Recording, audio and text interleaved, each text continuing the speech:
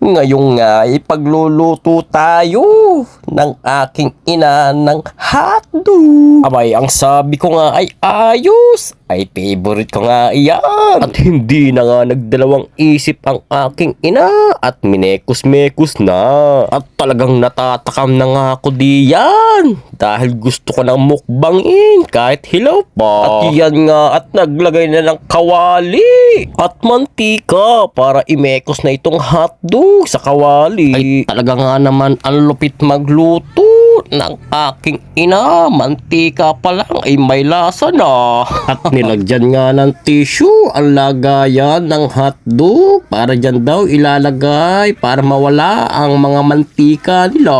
At dyan na nga at pinirito na ang malapit na hotdog.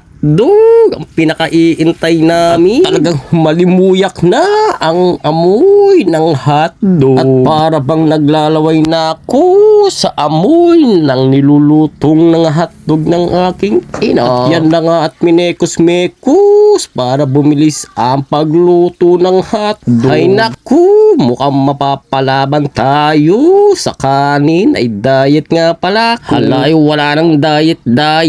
Pag ganito ang ulam na favorite, lalo na pag may ketchup, naku, ay talagang mapapalaban. At yan na nga at medyo naluluto na. At commercial muna daw, sabi ng pamangking kong napaka-cute. At siya muna daw ang bida. Ay naku po, ay sige lang pamangkin. Ay napaka-cute mo eh. At yan na nga ay sinalang na itong hindi ko alam kung anong tawag dito. Ay basta masarap daw yan. Basta masarap ay siya ay tira. Lalo na pag may halong pilsen, ay naku, lalong masarap. At yan na nga at minekos-mekos na ulit ng aking ina para madali na maluto. At yan nga at nakipaglaro muna ako sa pamangkin ko para naman hindi naman ako maboard at di rin siya maboard. Abay, gusto ata ng pamangkin ko mag-basketball, ay magaling mag-dribble. At yan na nga at hindi na ako napagtimpi sa sarili ko at talagang tinusok-tusok ko na itong hotdog. Unang kagat, hayun, lasang hotdog